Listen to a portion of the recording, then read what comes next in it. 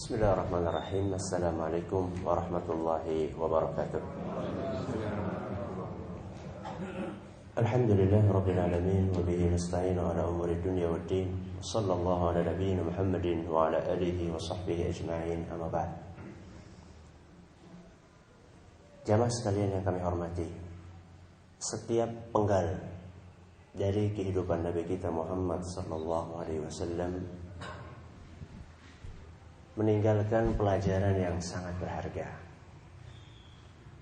Bahkan setiap detik dari kehidupan beliau, kalau kita kupas, maka kita akan bisa mendulang sekian mutiara yang begitu berharga untuk kehidupan kita.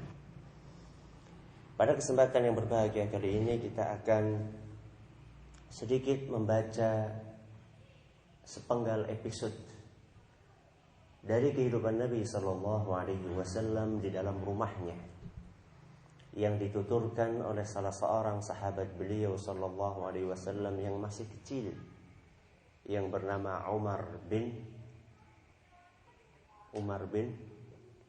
masih kecil. Kalau Umar bin Khattab udah tua. Ada yang tahu?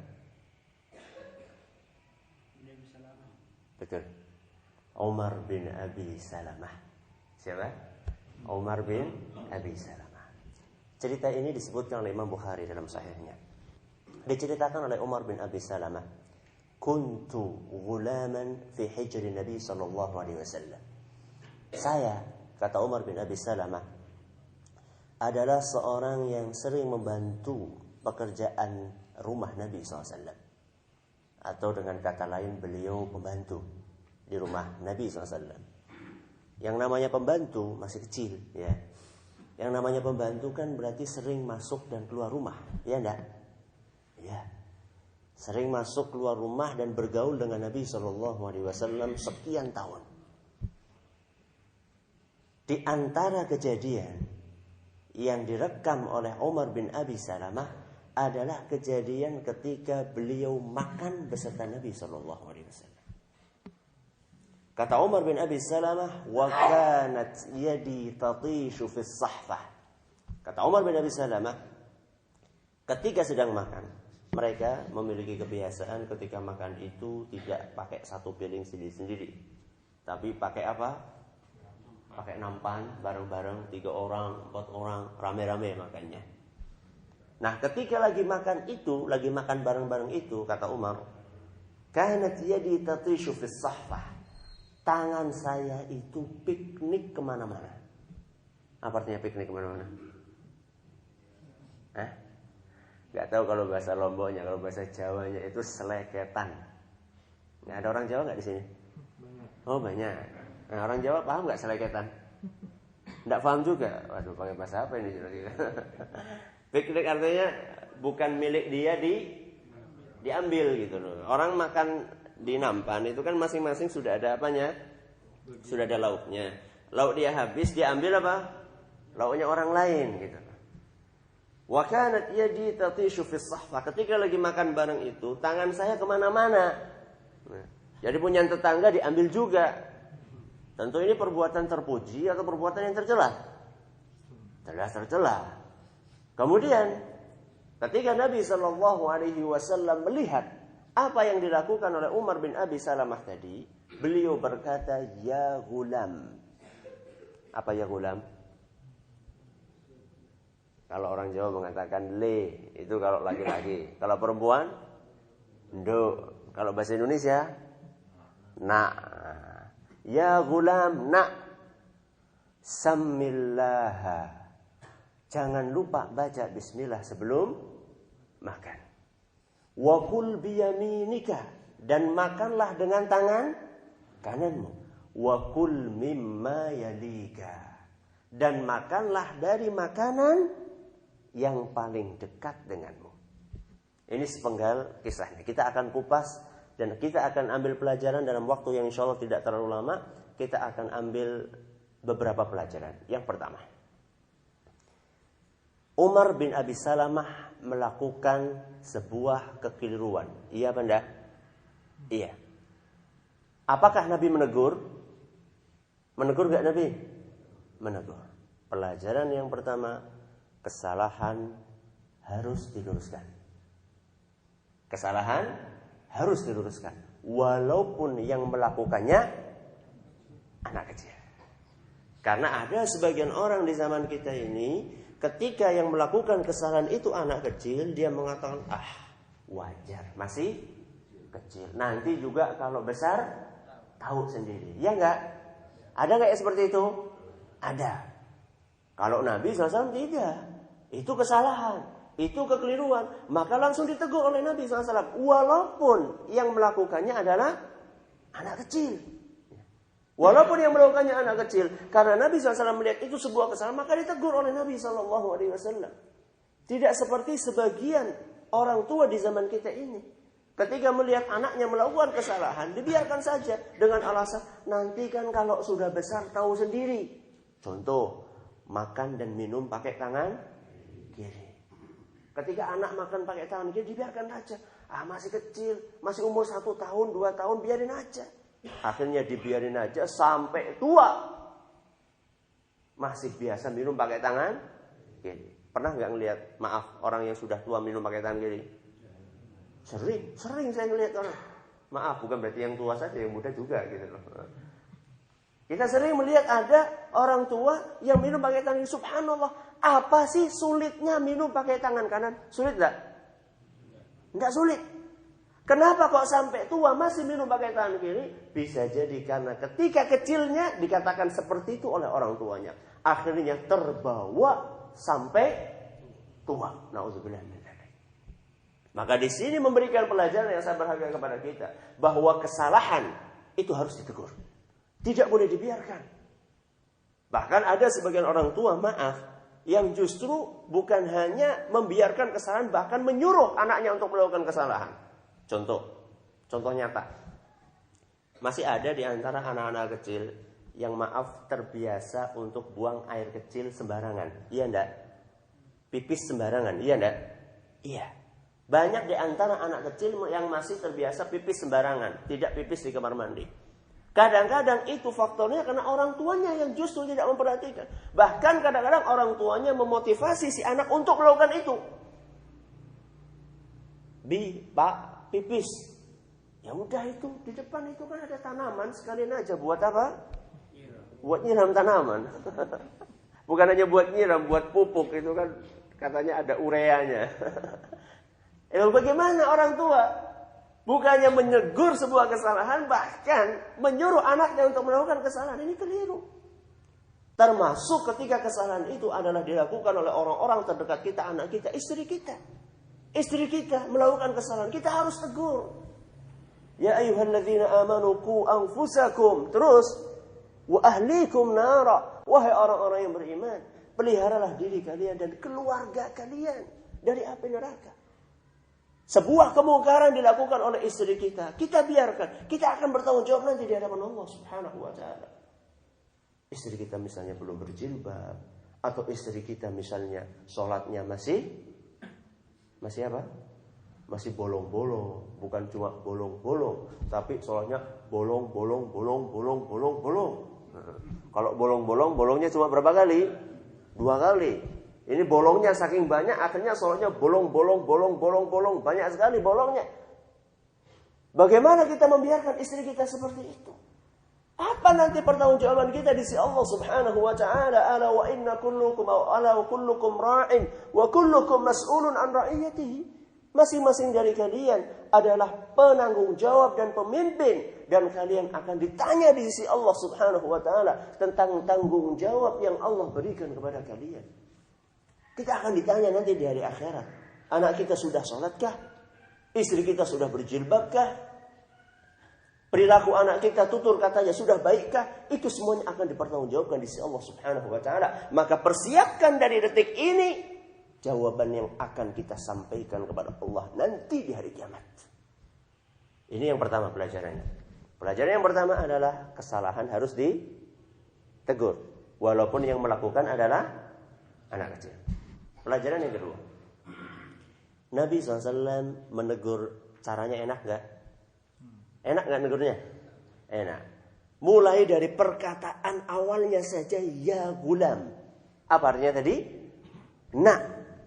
Enak nggak panggilan nak? Wah, enak sekali itu maknyes itu di hati itu. Ya. Nyaman kita dengar nak. Ya. Dari panggilannya saja Nabi SAW sudah baik sekali. Tidak seperti sebagian orang tua di zaman kita ini. Masya Allah kalau memanggil anaknya itu panggilan-panggilan yang Masya Allah. Saya tidak tahu kalau di Lombok ini ada panggilan apa. Kalau di Jawa itu kadang-kadang ada sebagian orang tua memanggil anaknya itu Masya Allah. Tel, gutel. Tahu gutel? Gutel itu anak apa? Anak kerbau. Subhanallah. Ya. Jadi anak kok dipanggil dengan nama anak kerbau. Tel, gutel. Loh berarti kalau anaknya gudel, berarti bapaknya apa? Allah musta'an. Itu kalau orang itu, kalau lagi marah itu kadang-kadang nggak tahu apa yang keluar dari lisannya. Naudzubillah min dzalik. Ya. Makanya Nabi SAW nggak mengajarkan seperti itu. Nabi SAW mengajarkan tegurlah orang dengan cara yang baik, dengan cara yang baik. Ya. Karena terkadang teguran itu ditolak. Tidak diterima bukan karena muatannya yang salah, tapi karena apanya? Caranya yang salah. Jadi Nabi SAW walaupun yang ditegur anak kecil, tetap beliau SAW memperhatikan perasaan anak kecil tersebut. Apalagi kalau misalnya yang ditegur adalah orang yang tua. Sebagian dari kita mungkin kadang-kadang tidak memperhatikan perbedaan umur. Sama orang tua kita seakan-akan orang tua kita itu anak SD. Seakan-akan orang tua kita ini anak TK. Yang harus diajari ini ibu budi. Ya. Harus ada etikanya. Menegur orang itu pakai etika. Khatibun nas ala qadri uqulihim. Berbicaralah dengan orang sesuai dengan kadar akal yang dimilikinya. Anzilun nasa ala qadri manazilihim. Sikapilah orang sesuai dengan kedudukannya dia. Bagaimana kita akan menegur orang tua kita seandainya bahasa kita adalah bahasa yang tidak sopan, yang tidak santun. Dan juga tata cara kita dalam menegur bukan dengan tata cara yang baik. Ya ayyuhalladzina amanu taqullaha wa qulu qawlan sadida. Bukan syadida, tapi apa? Sadida. Apa sadida? Tepat. Kalau syadida apa? Keras. Ya. Pernah suatu saat saya hadir khutbah Jumat, ya. Hadir khutbah Jumat di suatu tempat di Jawa, saya lupa daerahnya. Saya itu khotibnya Masya Allah bagus gitu isinya. Tapi begitu mukaddimahnya saya, ya ayyuhalladzina amanu taqullaha wa qulu qawlan syadida. Mantap sekali saya bilang. Wah, ini mantap fasih tapi salah. Ya.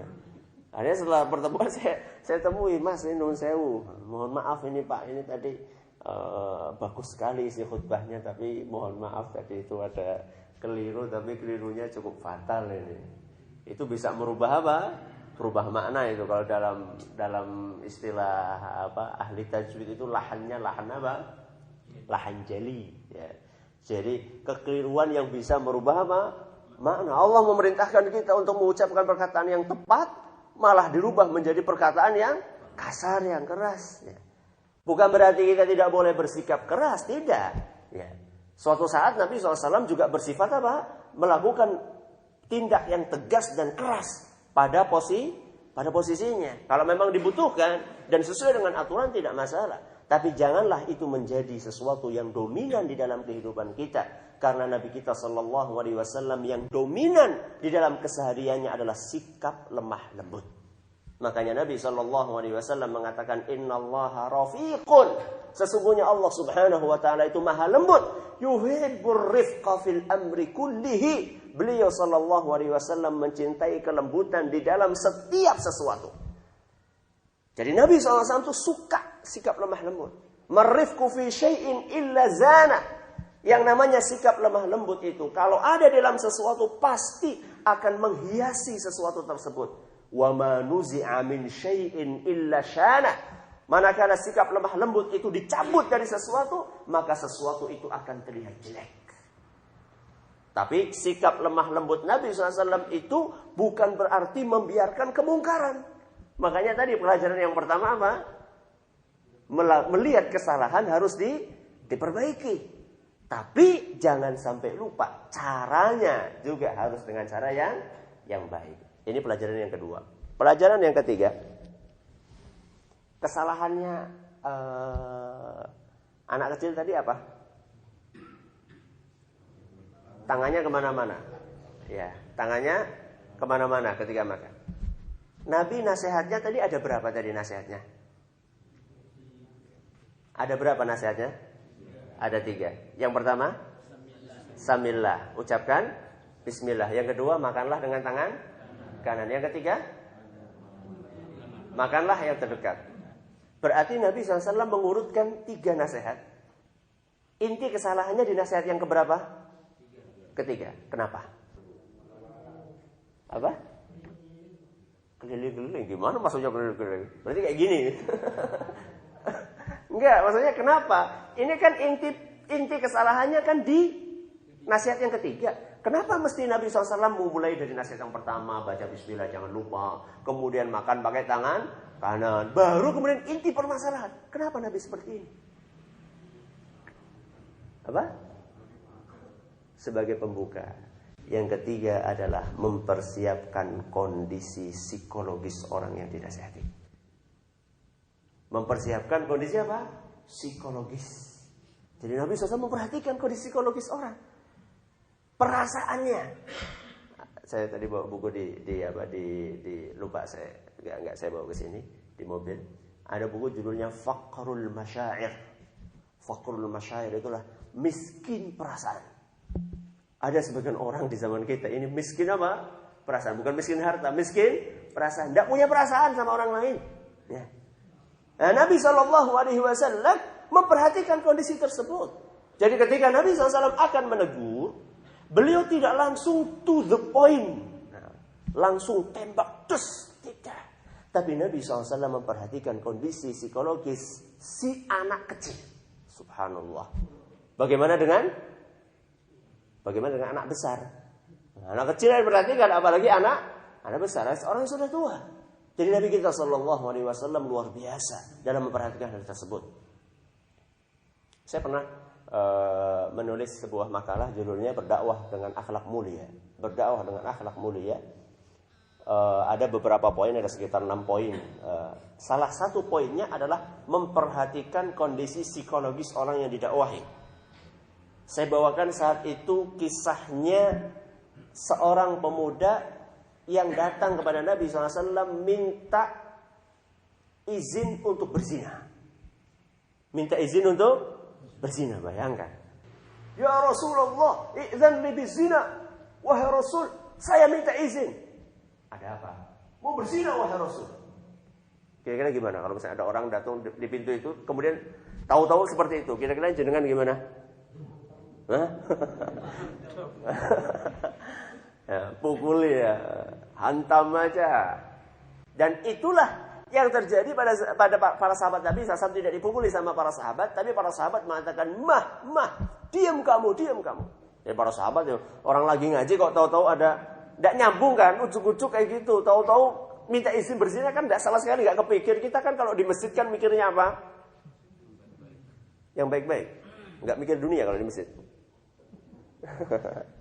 Ya. Jadi anak itu datang seperti itu. Maka Nabi SAW pun mengatakan sama beliau, udnu, sini. Sini mendekat. Ya. Jadi gak langsung saat itu ditegur, dibantah, dihabisi. Nabi SAW mengatakan, sini mendekat sini. Jadi kalau mau ngomong itu ya mbok pakai apa etika gitu loh. Dekat sini, bisik-bisik lah ya. Itu kan sesuatu yang memalukan, masa teriak-teriak. Sini dekat. Mendekat. Kemudian Nabi SAW mengajak anak muda itu untuk berdialog. Nabi tahu ini anak muda yang nafsunya sedang menggebu-gebu. Ya. Jadi syahwatnya ini sedang memuncak. Maka tidak bermanfaat atau tidak pas kalau misalnya langsung dihantam gitu, nggak pas. Yang namanya anak muda dihantam tambah keras dilawan dengan keras. Itu ibarat api disiram dengan bensin. Ya. Jadi api itu ya perlu disiram dengan air. Ya. Jadi dibawa sini udnu. Kemudian Nabi SAW ajak dialog. Atardahu li ummika, wahai fulan, kamu rela nggak kalau misalnya ada orang berzina dengan ibu kamu? Kalau ada orang berzina dengan ibu kamu rela nggak? Wallahi ya Rasulullah, demi Allah wahai Rasul, saya tidak rela wahai Rasul. Fakadzalika an-nas la yardawna li ummahatihim. Sama juga, manusia juga nggak rela kalau misalnya ibu mereka dizinai. Apa hubungannya wahai Rasul? Ya kalau kamu zina sama siapa? Sama ibunya orang kan? Nggak mungkin sama ibunya kucing. Iya kan? Masih sama ibunya orang. Orang yang ibunya dizinai, rela nggak? Nggak rela, sama saja. Kamu juga nggak rela kalau ibu kamu dizinai. Kemudian ditanya, atardahu li ukhtika, apakah kamu rela kalau saudarimu yang dizinai? Apakah kamu rela kalau putrimu yang dizinai? Semuanya mengatakan tidak rela. Wa kadzalikan nas, sama saja manusia juga nggak rela. Kemudian Nabi SAW mendoakan orang tersebut, Allahumma tahhirhu, ya Allah bersihkanlah hatinya, waghfir lahu, ampunilah, dan seterusnya, sampai akhirnya pemuda tersebut berkata, setelah peristiwa tersebut sama sekali tidak terdetik di dalam benak saya untuk melakukan perbuatan zina. Terdetik pun tidak. Sama kayak Umar bin Abi Salamah tadi, ketika mendapatkan nasihat yang baik oleh Nabi SAW, dan juga caranya memperhatikan kondisi psikologis orang tersebut, kata Umar bin Abi Salamah, fama zalat tilka tu'mati ba'du. Setelah kejadian itu, cara makan saya persis seperti yang diajarkan oleh Nabi SAW sampai saya meninggal dunia.